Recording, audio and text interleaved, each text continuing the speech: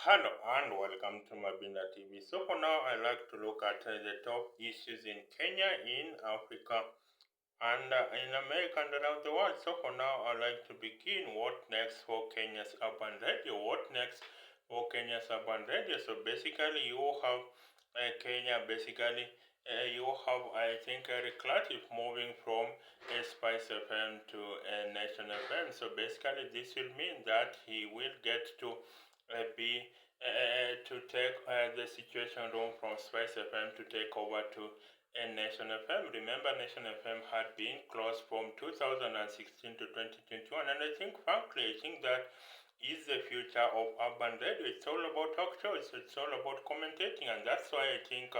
Then of course Eric Latiff will be competing with the likes of Jeff Koinange and of course Maina Kageni on the other side. So of course Jeff Koinange, he is a brand on his own, basically the king of interviews in Kenya. If Jeff Koinange has not interviewed you, then basically you have not arrived in Kenya, basically. So Jeff Koinange carries that with him, that is being the king of interviews in Kenya. But then, of course, you have Eric Latiff.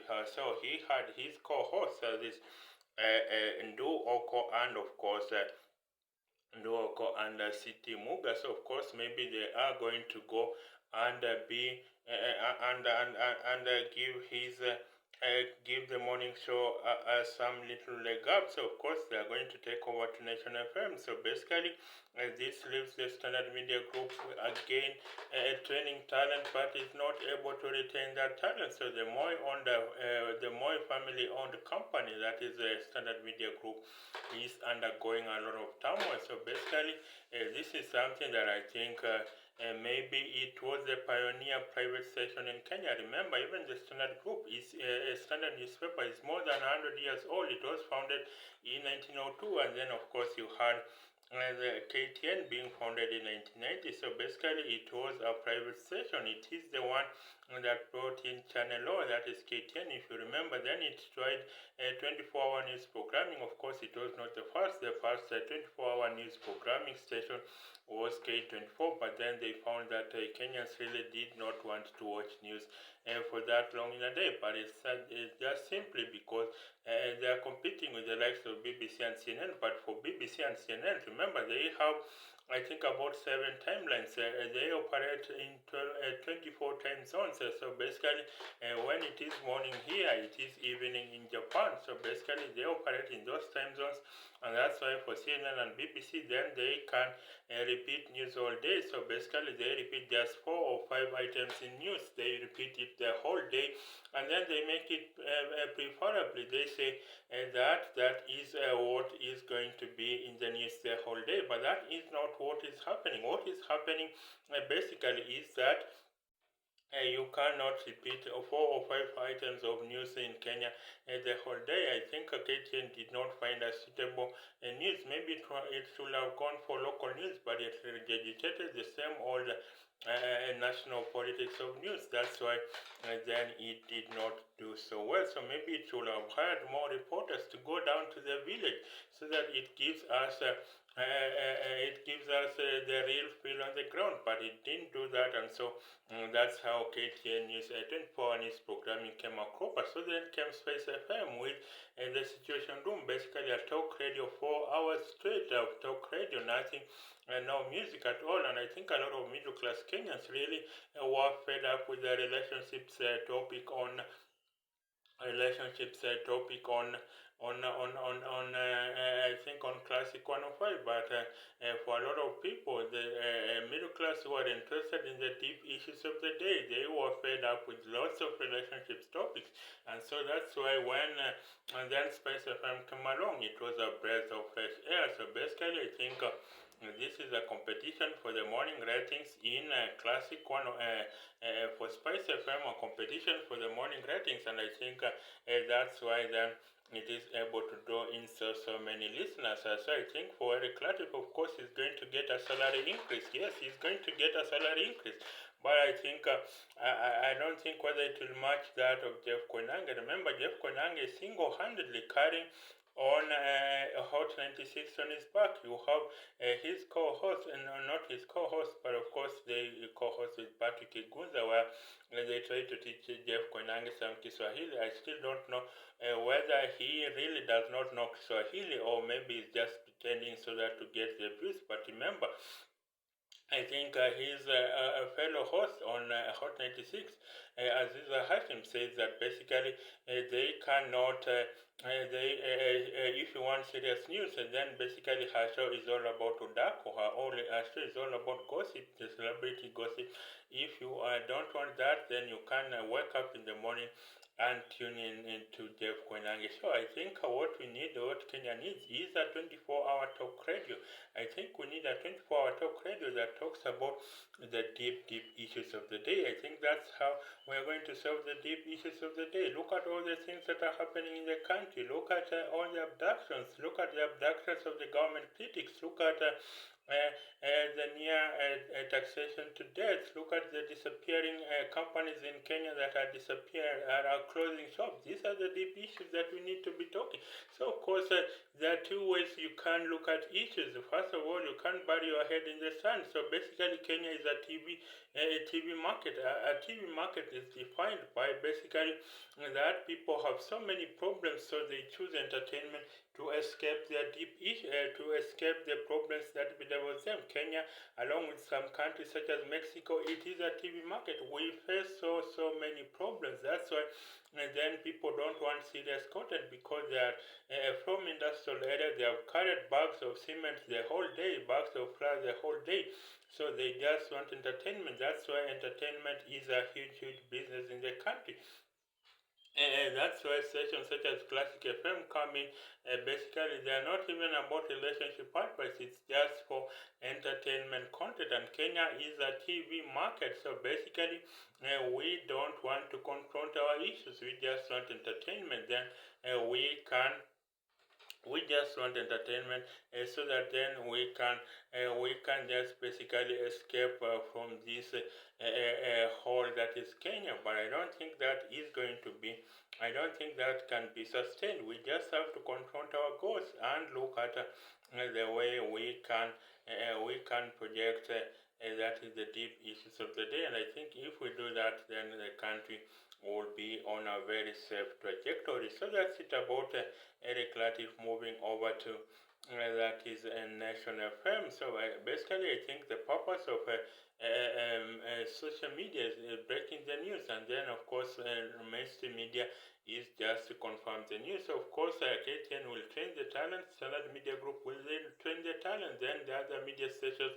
will raid that talent. So I think maybe they need to raise their salaries if they want to make some money. Then the Standard Media Group needs to raise those to raise the salaries. That's how they are going to hang on to their talent. Otherwise, it's going to be very hard to compete with the likes of Royal Media Services. I think Citizen TV commands about 65% of the Kenyan market, and it will be very hard for them to be able to conquer that market. So then I will, and of course that also boils down to newspapers. Newspapers are also suffering. So basically, for newspapers, people don't want content that basically don't want to pay for content. So basically, you create a paywall, but for free stuff you give them for free, but then you also create a paywall for the niche content that is going to be premium content. Then that's how you will be surprised that it is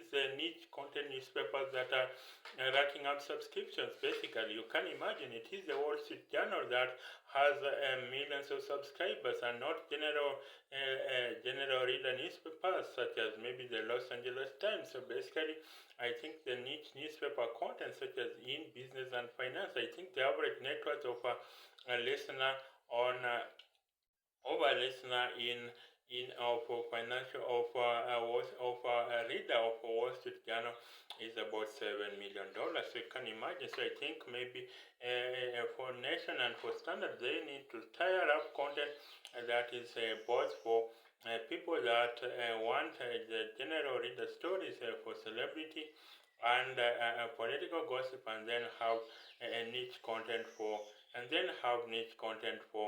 that is a niche content for people who want a more informative and educative news. So that's it about Eric Latiff leaving for Nation FM. And then, of course, another top headline in Kenya: Uhuru factor in Matiang'i's 2027.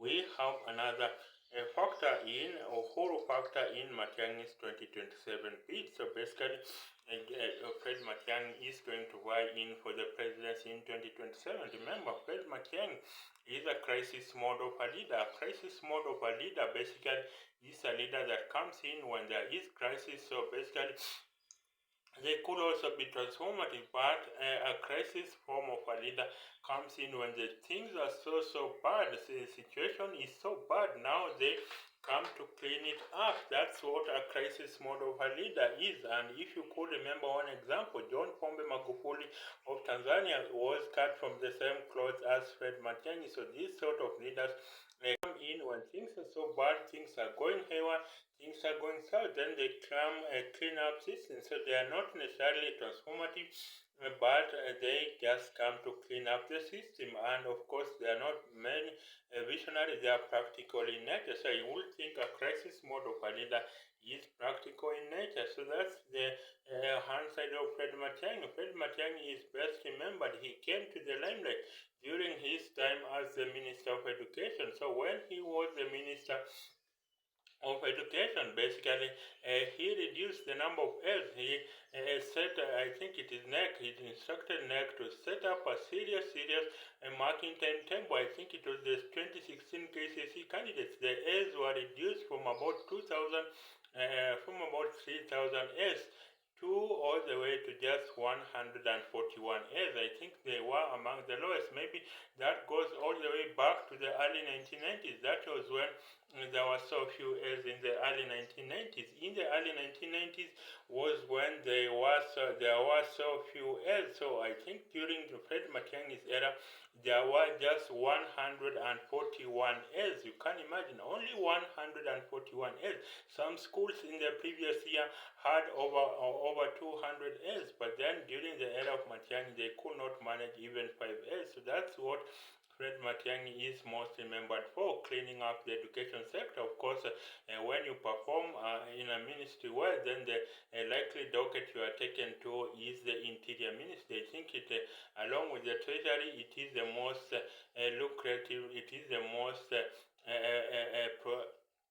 along with the Ministry of Treasury, the Interior Ministry is the most prized ministry because it is the heartbeat of the country. That is security. Security is the heartbeat of the country. So, of course, then Fred Matiang'i was transferred to the Ministry of Interior. But you can't be sure that basically you can't be sure that Matiang'i cleaned up the education sector. Of course, now we've returned to the era of about 1,600 A's, and then, of course, the number of candidates who got above grade C plus was just 70,000.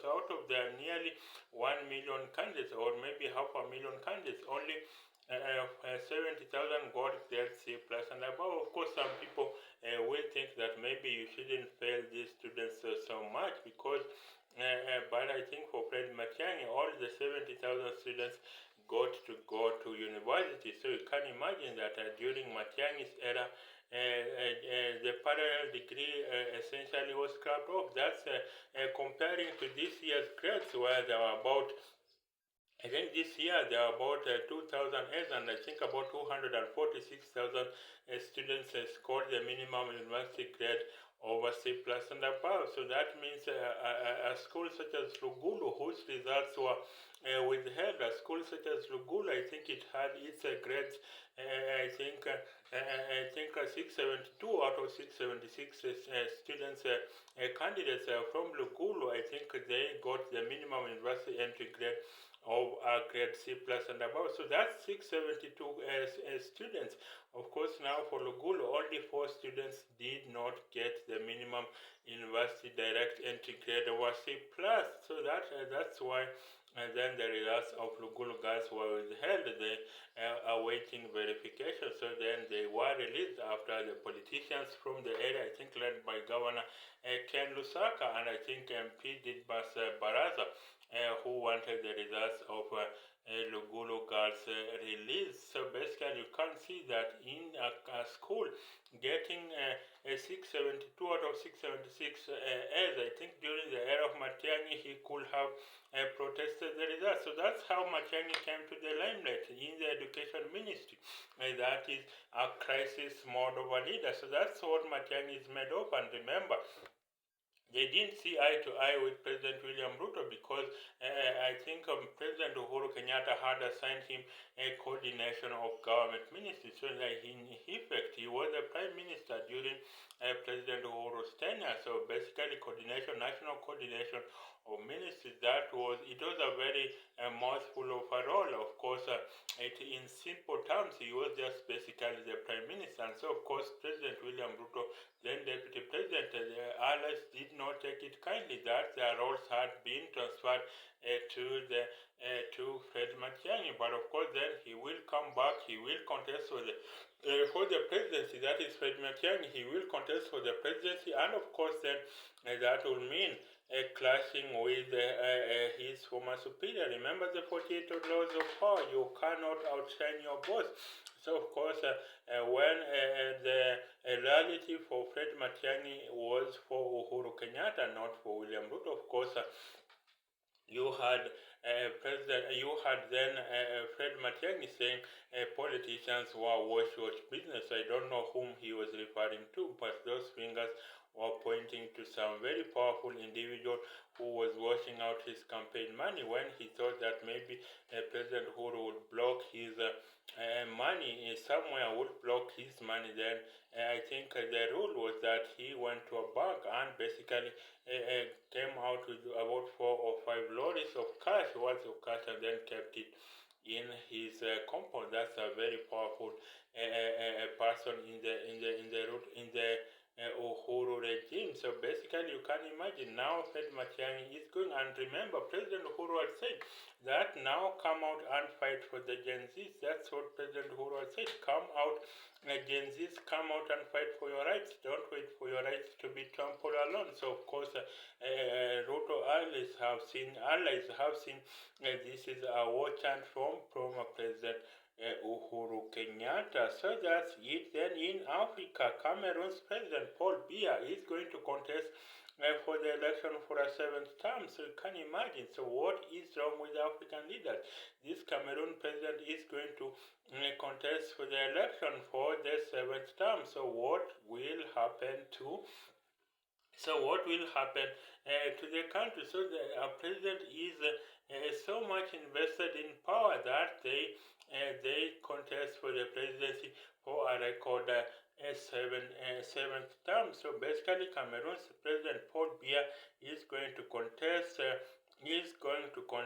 for a 7th term for the presidency. So what does that mean? I think it essentially means that Cameroon is going to have Paul Biya as president for life. He is 92 years old now. Remember, he is going to be 99 by the time he leaves office. I think the elections are in 2026, so he will be 100 years by the time he's done. So basically, that is just telling the Cameroonian people, I will be your life president. That's just telling the Cameroonian people, I will be your life president. So what does that mean? That means that basically Cameroon is basically ruled by a dictator. And I think the essence of African big man dictators have not realized that the essence of a great dancer is in leaving the stage while applause from the crowd is loudest. They wait to be dragged off stage when the crowd has stopped clapping or even left the auditorium altogether. So that's the problem with African leaders, that they wait to be dragged off stage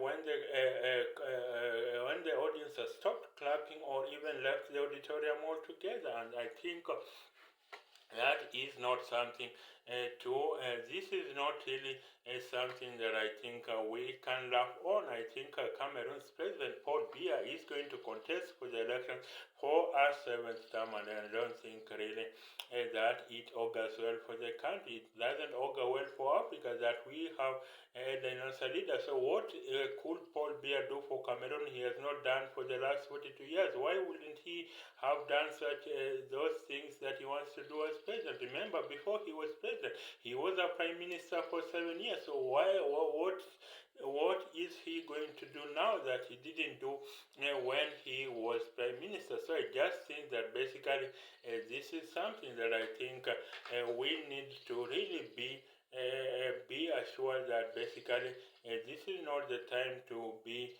hanging on to power. Remember, the former president of Botswana, Festus Mugai, says that I think Africa does not need strong men; it needs strong institutions. That's what the former president of Botswana says. That Africa does not need strong men; Africa needs strong institutions. And then still on Africa, Isabel dos Santos, once Africa's richest woman, is going to seek for election for Angolan presidency. So once again, politics and corruption makes for a powerful powder keg. Basically, politics and corruption. There Isabel dos Santos, her father was Eduardo dos Santos. So basically, she was once Africa's richest woman after her dad placed her as the head of the Petroleum Revenue Authority. So she became the richest woman in Africa after her dad placed her as the head of the Petroleum Revenue Authority. So that's Isabel dos Santos. So that's how she became the richest woman in Africa after her dad placed her as the head of the Petroleum Revenue Authority. So you are placed in a ministry, instead of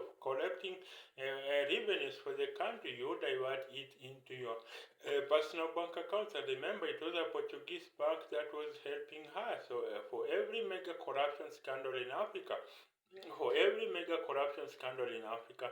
there is a Western wheeler dealer involved. And I think when you account for corruption outflows from Africa, then Africa is a net donor to the world and not a net recipient in aid. So basically, that is how Isabel dos Santos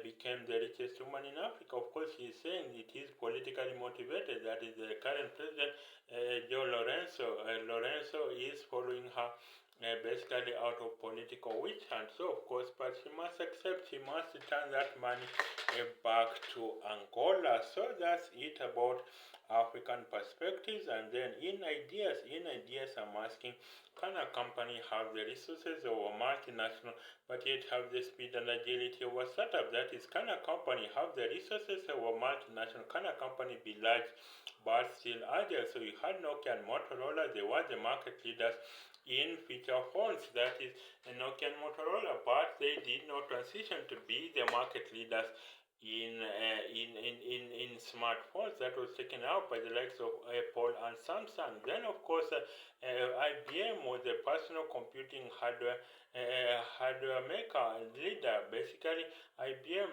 but it did not transition to be the market leader of personal computing software. That was taken up by Microsoft, and then Microsoft itself, being the market leader of the personal computing software, it did not transition to be the market leader of internet search. So that was taken up by the likes of Google, and Google itself, being the market leader of internet search, did not transition to be the market leader of social media. That was taken up by the likes of X and Facebook. And of course, X and Facebook themselves, being the market leaders in social media, they will not be the market leaders in 3D augmented reality, where the person across the screen will seem as though they are in the same room as you, and that will transform online dating, online shopping, online commerce, online learning, online telemedicine, and basically that is how it goes. So I think for an economist, it is great. For a capitalist,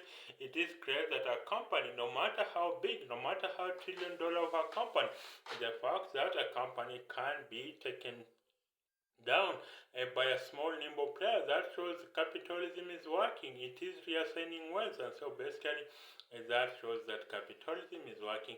It is reassigning wealth. So that is about market leadership. So basically, can a company be large but also be agile?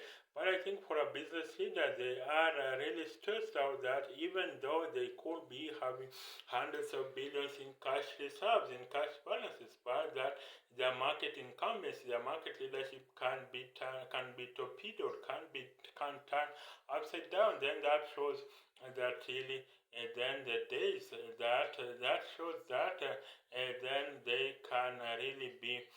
They can be toppled, and so that's a very scary thing as a business leader. So one thing, spin off the R&D. Maybe that's one solution to all this menace. Spin off the R&D department, so that then the R&D reports directly to the CEO. Remember, Google at some point, I don't know whether it still practices hard. I think you work only. I think employees used to work 4 days a week. Then the fifth day, they used to they were given to attend to their own personal projects. That's how Gmail was born, and some other many fancy projects. Of course, at some point it was Larry Page and Sergey Brin who used to look at the CVs, but of course they don't do that anymore. It is now, I think, Sundar Pichai who is the CEO of Google, and also the CEO of the parent company of Google, that is Alphabet. So basically, I think that is something that should give you something to think about. That is, can a company be large, but also others? Can a company have the resources of a multinational, but yet have the speed and agility of a startup? So that's it. Then finally, in the Making America. So America President Donald Trump is going to be sworn in today.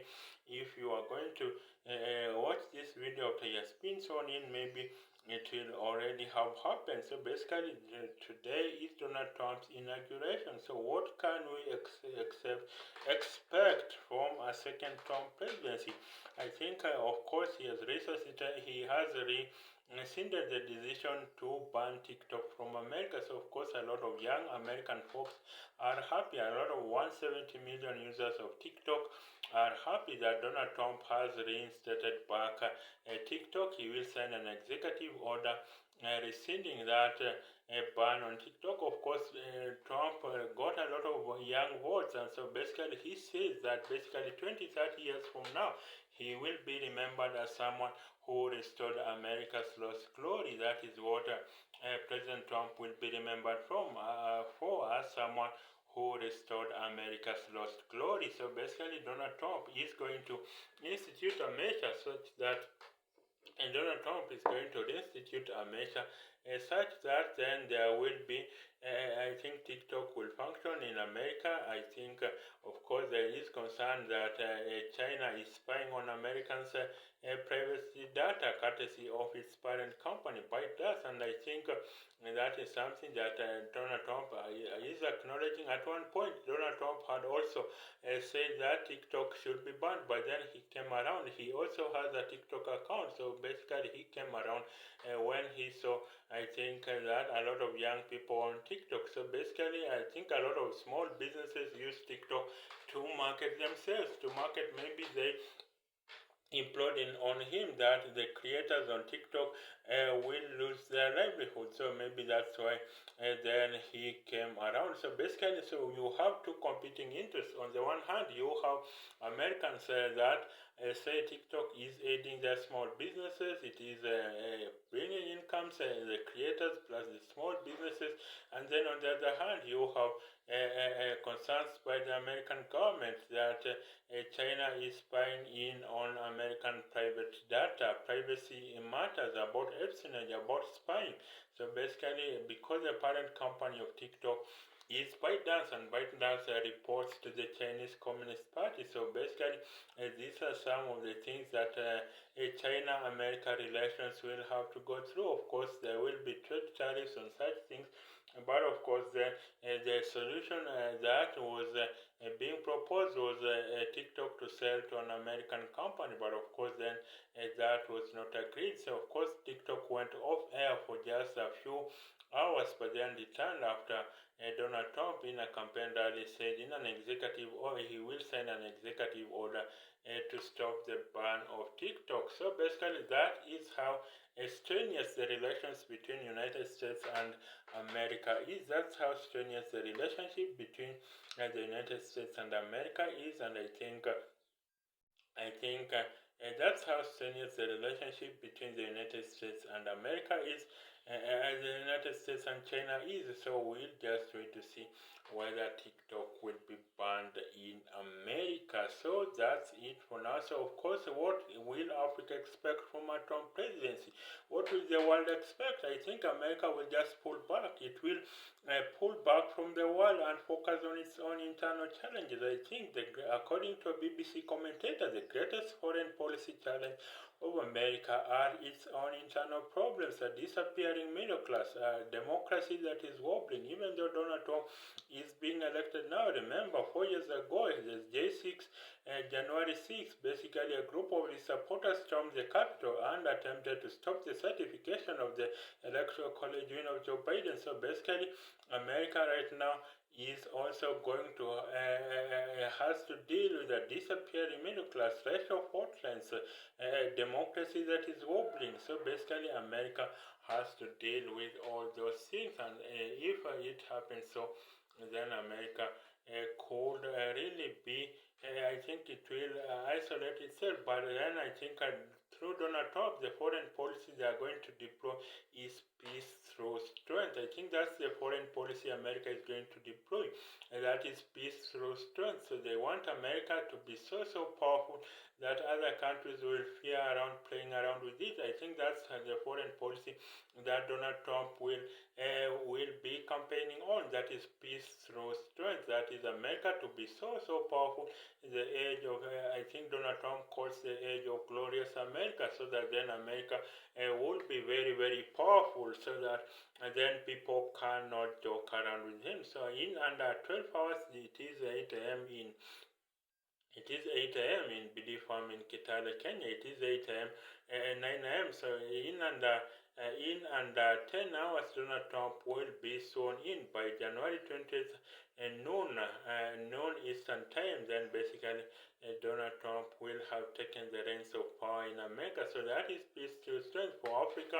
Remember, Africa is a footnote in America's foreign policy. In much of the world, in the developed world, Africa is a footnote. Basically, for Africa, Africa is a footnote in much of the world. Basically, that is just the thing, that Africa is a footnote in much of the world. Why? Because Africa is viewed as a trade and as an aid and humanitarian hotspot. Africa is just viewed that way, maybe as an aid and humanitarian hotspot. It doesn't occupy a very large place in America's side. So Africa, basically, we are not a trade and investment destination. Maybe like China, maybe like Japan. We are viewed basically as a place to take aid, place of lots of war, diseases.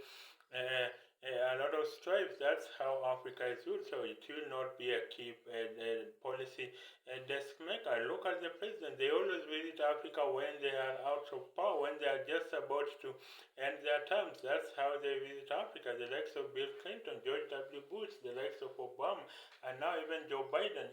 Donald Trump even didn't visit Africa during his first term. So basically, it is just that Africa is a footnote in America's foreign policy. So we'll see what Donald Trump will have on. We'll see what Donald Trump will have on Africa, but I think Africa will remain. So I think the foreign policy for America is peace through strength. So that's it for now. Bye for now. Till the next time. Bye for now.